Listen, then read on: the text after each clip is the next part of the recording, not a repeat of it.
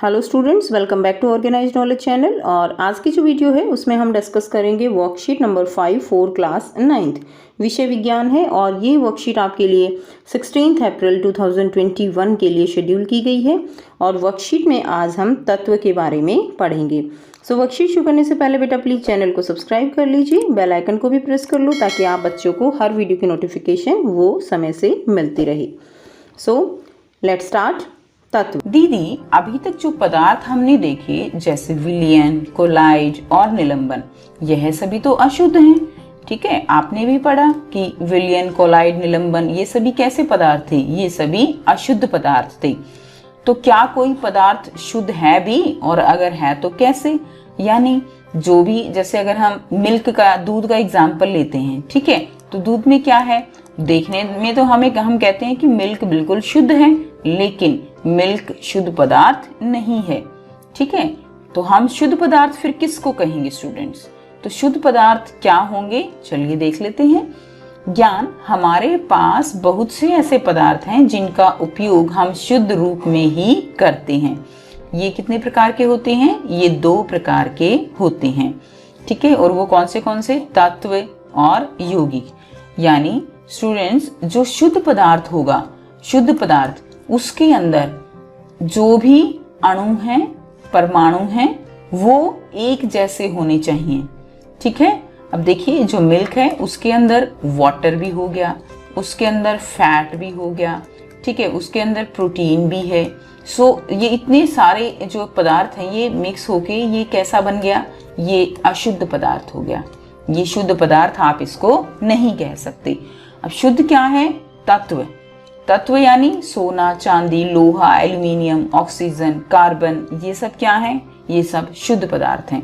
और इनको हम क्या कहते हैं? तत्व। क्योंकि देखो, जो गोल्ड है, चांदी, लोहा, इनमें अगर हम चांदी की बात करें, चांदी का संकेत क्या होता है? Ag। तो अगर चांदी है और वो हमारे पास शुद्ध है, तो उसके अंदर जितने भी परमाणु होंगे वो सब किसके होंगे? वो सब चांदी के होंगे। ऐसा तो नहीं होगा कि उसके अंदर लोहा मिक्स कर दिया है, एल्यूमिनियम मिक्स कर दिया है, और सारे परमाणु चांदी के हैं, इसीलिए ये क्या है? ये शुद्ध है। अब अगर हम बात करें यौगिक, ग्लूकोज या जल का एग्जाम्पल है, यानी पानी है, पानी के अंदर हाइड्रोजन और ऑक्सीजन 2 तत्व मिले हुए हैं। अब आप यहाँ पर कह सकते हो कि इसमें भी तो 2 तत्व मिले हुए हैं, बट ऐसा नहीं है, क्योंकि ये 2 तत्व एक निश्चित अनुपात में मिलकर इन्होंने एक अणु का निर्माण किया है। और जो पानी होगा उसके अंदर सभी जो अणु होंगे वो किसके होंगे? वो H2O के होंगे, और जिसके कारण ये कैसा हो जाता है? ये शुद्ध पदार्थ कहलाएगा। तत्व क्या है? तत्व पदार्थ का वह मूल रूप है जिसे रासायनिक प्रक्रिया द्वारा अन्य सरल पदार्थों में विभाजित नहीं किया जा सकता। ऐसा नहीं है कि आप पानी को छानोगे और हाइड्रोजन अलग हो जाएगी और ऑक्सीजन अलग हो जाएगी। यानी और तत्व को उसे रासायनिक प्रक्रिया द्वारा अन्य पदार्थों में, सरल पदार्थों में विभाजित नहीं किया जा सकता। सामान्यतः इन्हें धातु, अधातु और उपधातु में वर्गीकृत किया जा सकता है। जो भी हमारे पास तत्व हैं उनको हम 3 कैटेगरीज में डिवाइड करते हैं: धातु, अधातु और उपधातुएं। धातुओं की संख्या ज्यादा होती है, अधातुओं की संख्या कम होती है, जो कि हमारे राइट हैंड साइड प्रेजेंट होते हैं, जो हमारी आवर्त सारणी होती है। और उपधातु वो हैं जो कि जिनमें धातु और अधातु दोनों के गुणधर्म पाए जाते हैं, तो उनको क्या कहते हैं? हम उनको उपधातु कहते हैं। इन सभी के गुणधर्मों के आधार पर यह हमारे लिए अत्यंत उपयोगी हैं। ठीक है, तो धातुएं, अधातुएं, ये सब हमारे लिए क्या हैं? बहुत ही ज्यादा उपयोगी हैं। यहाँ पर आपको गिवन है धातु, अधातु और उपधातु तीनों को कंपैरिजन किया गया है, और यहाँ से आपको क्लियर होगा कि धातुओं के क्या भौतिक गुणधर्म हैं, अधातुओं के क्या गुणधर्म हैं। तो देखिए, धातु जो हैं ये कैसी होती हैं? चमकीली तथा ठोस होती हैं। फॉर एग्जाम्पल सिल्वर, गोल्ड, ठीक है, Au गोल्ड। और भी एग्जाम्पल ले सकते हो लाइक आयरन। सो ये चमकीली हैं और ठोस हैं। धातु चमकीली हैं लेकिन अधातु चमकीली नहीं होती। फॉर एग्जाम्पल हाइड्रोजन, ऑक्सीजन का आप एग्जाम्पल ले सकते हो, सल्फर। ओके, यह ताप तथा विद्युत की सुचालक होती हैं, यानी इनके अंदर से विद्युत धारा प्रवाहित की जा सकती है, जैसे एल्यूमिनियम की तारें बनती हैं, ओके, कॉपर, तांबे की तारें बनती हैं, लेकिन अधातुएं ताप तथा विद्युत की कुचालक होती हैं। यह तन्य होती हैं। तन्य का मतलब क्या है कि इनको तार के रूप में खींचा जा सकता है, जैसे सोने का तार, तांबा, एल्यूमिनियम। ओके, तो ये जो धातुएं हैं, ये जो गुण धर्म है, ये क्या कहलाता है? ये तन्यता कहलाता है। और सोना जो है सबसे अधिक तन्य धातु है। इसके अलावा ये अधातुएं, ये तन्य अथवा अधातुवर्ध्य नहीं होती।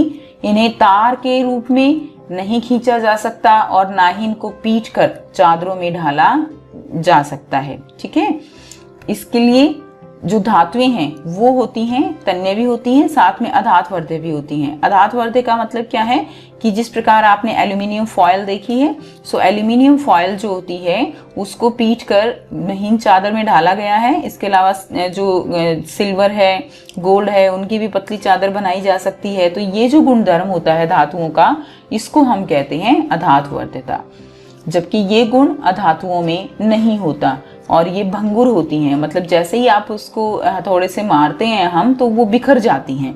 ठीक है, सो भंगुरता होता है ये गुणधर्म। नेक्स्ट, ये प्रतिध्वनिपूर्ण होती हैं, यानी जब इनको पीटा जाता है तो ये ध्वनि उत्पन्न करेंगी, लेकिन अधातुओं में ये गुण नहीं होता। सामान्यतः जो है ये प्रतिध्वनिपूर्ण नहीं होती हैं। उसके अलावा सामान्यतः अधातुएं जो है वो द्रव अथवा गैस अवस्था में पाई जाती हैं, जैसे hydrogen, carbon, iodine, bromine, chlorine. तो यहाँ पर ये मोस्टली किसमें है? ये द्रव अवस्था में या गैस अवस्था में पाई जाती हैं। नेक्स्ट, उपधातुएं क्या होती हैं? उपधातुएं वह तत्व जो धातु और अधातु के बीच के गुणों को दर्शाते हैं, यानी ये ऐसे तत्व होंगे जिनमें कुछ गुण तो धातुओं के होंगे और कुछ गुण अधातुओं के होंगे, जिन्हें हम क्या कहते हैं? जिन्हें हम उपधातु कहेंगे, जैसे बोरॉन, सिलिकॉन, जर्मेनियम आदि एग्जाम्पल हैं। तो यहाँ से आपने देखा कि किस प्रकार तत्वों को 3 कैटेगरी में डिवाइड किया जा सकता है: धातु, अधातु और उपधातु। अब अगर आपने वर्कशीट को अच्छे से समझ लिया है तो आप इजीली इन क्वेश्चंस के आंसर दे सकते हो। प्रश्न 1 है, तत्व किसे कहते हैं? यह मिश्रण से किस प्रकार अलग है? उत्तर लिखेंगे। तत्व उस पदार्थ को कहते हैं जो एक ही तरह के परमाणुओं से बना हुआ होता है, जैसे हाइड्रोजन, कार्बन इत्यादि, जबकि मिश्रण 2 या 2 से अधिक पदार्थों के मिलने से बनता है, जैसे नमक और पानी का घोल। प्रश्न 2 है, खाना पकाने के लिए एल्यूमिनियम के बर्तनों का उपयोग किया जाता है। यहाँ एल्यूमिनियम के कौन से गुण का प्रयोग किया जाता है? तो इसका उत्तर क्या रहेगा? इसका सबसे बड़ा कारण यह है कि एक तो यह दूसरी धातुओं के मुकाबले सस्ते और टिकाऊ होते हैं, साथ ही ऊष्मा के अच्छे सुचालक होते हैं। ठीक, तो खाना पकाने के लिए इसलिए एल्यूमिनियम के बर्तनों का उपयोग किया जाता है कि ये ऊष्मा के अच्छे सुचालक होते हैं। नेक्स्ट देखिए, प्रश्न 3 है, क्या कोयला यानी कार्बन का प्रयोग घरों में प्रयुक्त होने वाली तारों के लिए किया जा सकता है? समझाइए। आंसर क्या रहेगा? नहीं। हम जो कोयला है उसको घरों में जो तार लगाई जाती हैं, जो तांबे की तार लगाई जाती हैं, उसकी जगह पर कोयले का प्रयोग नहीं कर सकते, क्योंकि कोयला कार्बन होता है जो विद्युत का कुचालक होता है और इसको तारों में भी नहीं बदला जा सकता, यानी इसमें तन्यता का गुण वो नहीं होता। इसलिए इसको जो है घरों में प्रयुक्त होने वाली तारों के लिए इसका प्रयोग नहीं किया जा सकता। नेक्स्ट है नंबर 4, अधातुवर्ध्यता और तन्यता को परिभाषित कीजिए। तो देखिए, अधातुवर्ध्यता गुण हमने पढ़ा अभी वर्कशीट में, क्या होता है? यह वह प्रक्रिया होती है, यह वह गुण होता है जिसके अंतर्गत धातु को शीट में या पतली चादरों में बदला जा सकता है। ठीक है, जैसे जो एल्यूमिनियम फॉयल है वो बनती है, सिल्वर फॉयल है, तो वो जो है अधातुवर्ध्यता गुण के कारण होती है। नेक्स्ट है तन्यता। तन्यता क्या होती है? जिसमें धातु को पतले तारों में बदला जा सकता है, जैसे तांबे की तार बनाई जाती हैं, लोहे की तार बनाई जाती हैं, तो इस तरह से जो गुण है तन्यता कहलाता है। तो ये थी आपकी आज की वर्कशीट। आई होप स्टूडेंट्स आपको ये वर्कशीट क्लियर है। अगर कोई भी डाउट है आप कमेंट सेक्शन में कमेंट करके पूछ सकते हो। अगर आपको वीडियो अच्छी लगी तो लाइक कीजिए, शेयर कीजिए और चैनल को सब्सक्राइब कीजिए। So thanks for watching students. मिलते हैं नेक्स्ट वीडियो में नेक्स्ट वर्कशीट के साथ।